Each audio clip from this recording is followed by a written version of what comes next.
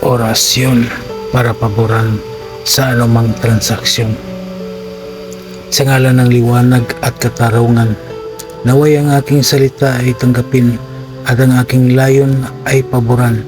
Buksan ang puso at isip ng aking kausap at ilapit ang kapalaran upang ang aking transaksyon ay magtagumpay.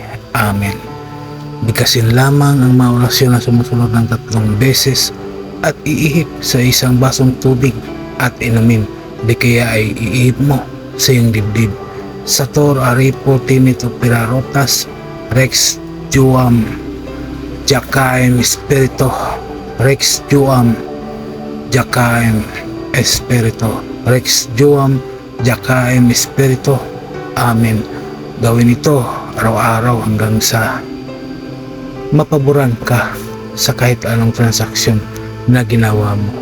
Maraming salamat sa mga tao na naniwala at mangkilik sa binahagi kong kaalaman.